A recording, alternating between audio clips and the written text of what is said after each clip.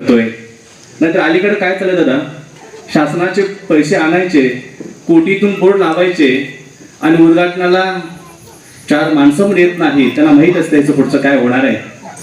मी तुम्हाला शब्द देतोय, काही झालं तर ललिता काकी ह्या 2.5 वर्ष उपसभापती म्हणून राहणार इथं म्हणून जिल्हा परिषद गेली. असो दे, एक डाव फसलाय, परंतु नीतीच्या मनात काहीतरी वेगळं आहे, भविष्यात आपल्याला कळेल.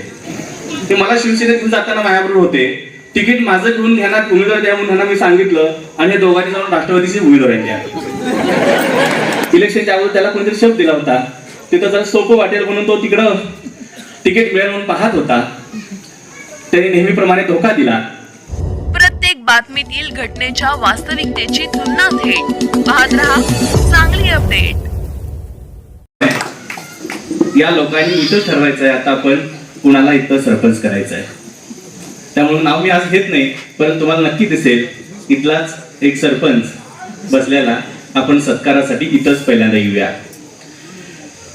त्याचबरोबर मोटरसायकलवरून जाणं शक्य नव्हतं, असा रस्ता निवडणुकीच्या निमित्तानं जेव्हा अजित शेजूळ आणि त्याचे मित्रमंडळी इथं आले आणि त्यांना तुम्ही मागणी केली आणि अजितनं शब्द दिला, तो शब्द दिल्यानंतर तो पूर्ण करण्यासाठी पूर्ण झाल्यानंतर हा इथं दादा सत्कार होतोय.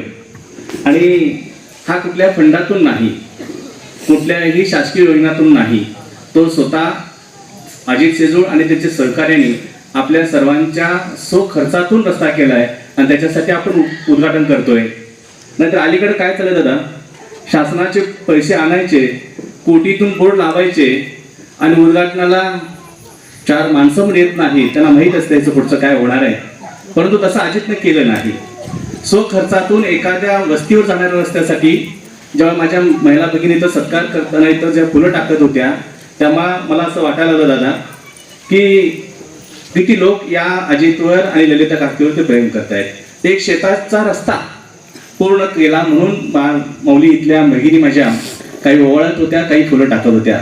म्हणजे आम्हाला कुठेतरी एखाद्या राष्ट्रभक्ती भवनामध्ये कार्यक्रमाला जातोय आणि तिथला आदरातिथ्य होतोय, अशा पद्धतीचं या महिला भगिनींनी स्वागत सत्कार केला, तिथल्या माझ्या भावाने केला. खरं मनापासून तुमचंही धन्यवाद की तुम्ही सुद्धा अजितला दिलेला शब्द पूर्ण केला. कारण दादा इथली इलेक्शन जरा थोडंसं बोलायला लागेल मला. या सांगली जिल्ह्यामध्ये जेव्हा दादा तुम्ही धनुष्यबाण घेतला, चंद्रहार दादा, तर तुम्हाला माहिती आहे की एकनाथजी शिंदे साहेबांच्या गळ्यातले ताईत आहेत आता. कारण नुसतं महाराष्ट्र केसरी नाव नाही मिळवलं, त्यांनी तसं काम पण करून दाखवलं. गेल्या वर्षी 9 ऑगस्टला आपल्या जम्मू काश्मीरमध्ये लेह लडाख या भागामध्ये आपले जे देश सेवा करणारे जे काही सैनिक आहेत त्यांच्यासाठी इथून 2000 युवक घेऊन 2000 रक्ताच्या बाटल्या रक्तदान करणारे हे म्हणजे एकनाथजी शिंदे साहेबांचे शिलेदार आहेत. आणि आत्ताचा आपल्या पैलवान मंडळींना माहित आहे, येत्या 9 ऑगस्टला दिल्लीच्या कमांडो हॉस्पिटलमध्ये परत तेवढ्याच रक्तदान करण्यासाठी आपले सगळे सैनिक, आपले पैलवान मित्र घेऊन जात आहेत. म्हणजे देश सेवेचं काम घेऊन एकनाथ शिंदे साहेबांनी त्याच्यात नवीन एक जबाबदारी दिलेली आहे की पूर्ण महाराष्ट्रामध्ये जी क्रीडा विभागामध्ये काम करणारी संघटना क्रीडा सेना, त्याच्या सेनेचे ते या महाराष्ट्राचे प्रमुख आहेत. म्हणजे आपल्या सांगली जिल्ह्यातला एक माणूस एकनाथ शिंदे साहेबांच्या पर्यंत जाऊन पोहोचणारा, हक्कानं निम्या रात्री सुद्धा हात मारले तर हो देणारा असा आपल्याकडे दादा असल्यामुळं अजित, तुला आणि मला काही काळजी नाही, आपण 20-20 दिवस बाहेर काढले. कधी मला ती झालंय ते पाहिलंय, परंतु या विषयावर मी बोलणार आहे जाताना.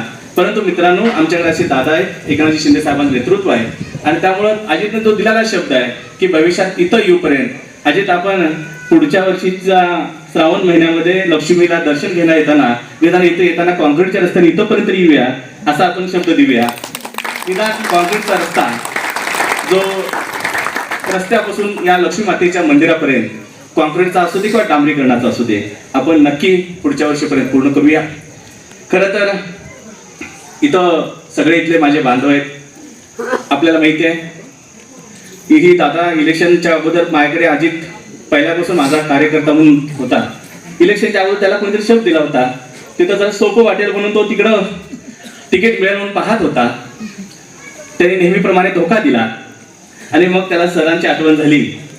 माझ्याकडे 2 मित्र आले आणि सर असं असं आहे तिकीट आपल्याला लढायचं आहे शिवसेनेतून. मी त्याला सांगितलं होतं जरा सहज सोपा मार्ग असेल तर सोपं होऊ दे, नाहीतर अजितला प्रत्येक वेळेला टक्कर द्यायची आणि यश मिळवायचं असं असतं. परंतु ते काही झालं नाही.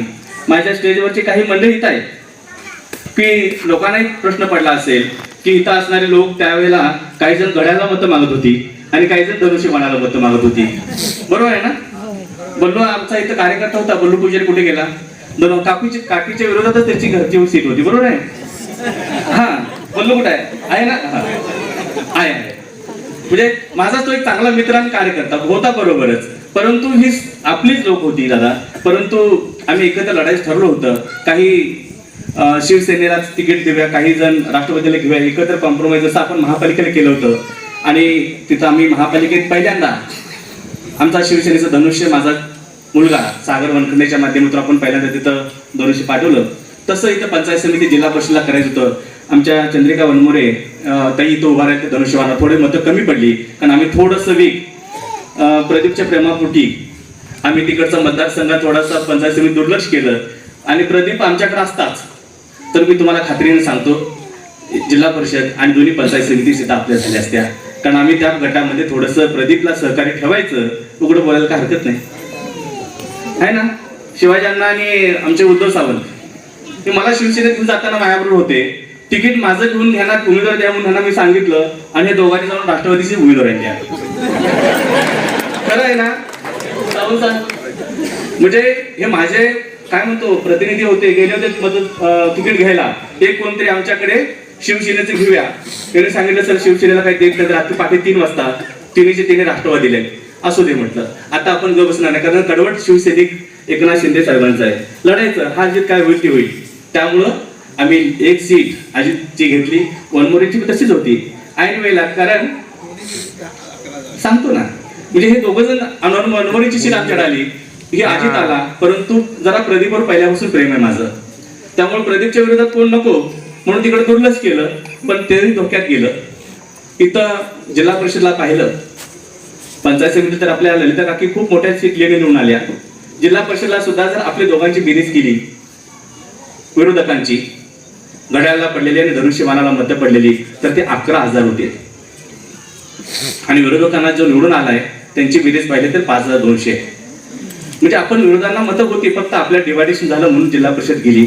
असो दे, एक डाव फसलाय, परंतु नीतीच्या मनात काहीतरी वेगळं आहे. भविष्यात आपल्याला कळेल. लवकरच आपल्याला काही यश मिळवून घ्यायचंय.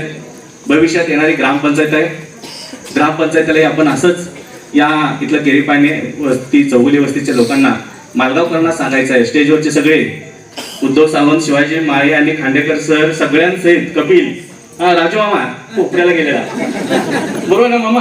हा, बरगाले साहेब आहेत, बागणे आहेत, आमचे सगळे मंडळी आहेत. यांनी जर मनात आणलं तर नक्की आम्ही येणारी ग्रामपंचायत ही आपल्या विचाराची, एका पक्षाची म्हणत नाही, आपल्या विचाराची आपण सगळे एकत्र येऊन ग्रामपंचायत घेऊया. पंचायत समितीचा उपसभापती पदाचा, सभापती पदाचा खेळ मांडल्याला आपण पाहतोय की लोकांनी जन्मत देऊन निवडून दिलं, परंतु त्यांच्यावरती आक्षेप घेतला आणि त्यांनी जो विभागीय आयुक्ताकडचा निर्णय आहे तो आपल्या विरोधात घेतला. आपण नक्कीच कायदेशीररित्या ती लढाई लढतोय.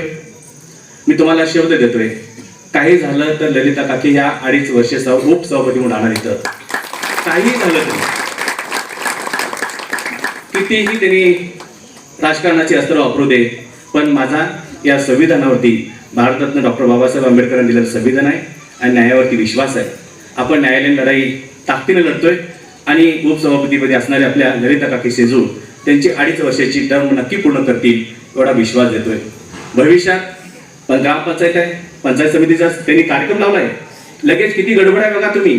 इथं उपसभापती पदासाठी किंवा सभापती पदासाठी एक सदस्य गैरहजर राहिला म्हणून त्यांची लोकशाही धोक्यात आली.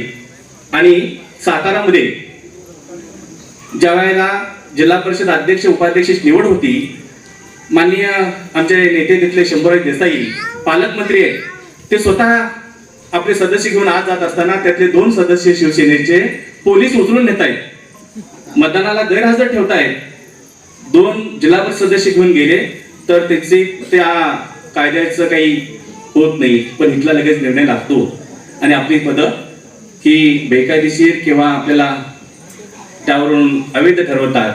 खरंच आम्ही नक्कीच योग्य त्या कोर्टात न्याय मागून भविष्यात येणारी ही जी पंचायत समिती आहे, जिल्हा परिषद आहे, इथली जिल्हा परिषद सुद्धा आपल्याला लक्ष घालायचं आहे. ग्रामपंचायत, पंचायत समिती आणि जिल्हा परिषद मालगावमधले तिन्ही लोक आपले असतील असाच मी नक्की विश्वास देतोय. आपण सर्वांनी जे अजितवर एवढं प्रेम केलंय, अजितने दिलेला शब्द पूर्ण केलाय, असाच एक कार्यकर्ता, असे एक खंडे मावळे मिळाले की नाही. शिवाजी महाराजांचा इतिहास माहिती आपल्याला आहे ना, लाखांना नको आहेत, आकडा हजारात असू दे, पण ते प्रामाणिक, कर्तृत्ववान आणि निष्ठेने राहिला तर नक्की इतिहास घडवता येतो. हे छत्रपती शिवाजी महाराजांनी आपल्याला शिकवलेलं आहे. त्यामुळे मी आपल्या या इथे असणाऱ्या सर्व केरीमाने, चौगुले वस्तीवरच्या आणि इथल्या मालगावमधले जे प्रतिष्ठित नागरिक जमले आहेत त्यांना विश्वास देतोय, कितीही त्यांनी राजकारणामध्ये राजकीय दबावामध्ये आपण त्याला भीक घालणार नाही. आपण सत्याच्या मार्गानं, संविधानाच्या मार्गानं, लोकशाहीच्या मार्गानं आपण आपलं सत्ता केंद्र आपण नक्की काबीज करू. आपण आमचं सर्वांना इथं आमचे आलेले चंद्रहार दादा आणि सर्व मान्यवर आले, आमचा सन्मान केला मान, आणि एवढा सर्व तुमची जी सोय झालेली आहे, तुमची अपेक्षा जी आहे की पुढच्या वर्षापर्यंत हा रस्ता दादा आपण DPTC मध्ये आपण टाकतोय. नक्कीच हा रस्ता, कॉन्क्रीटचा रस्ता इथं आपल्या लक्ष्मी मंदिरापर्यंत पुढच्या पावसाळ्यात यावा, या पद्धतीने आम्ही नक्की आजीच्या माध्यमातून प्रयत्न करूया. पुन्हा एकदा आपल्या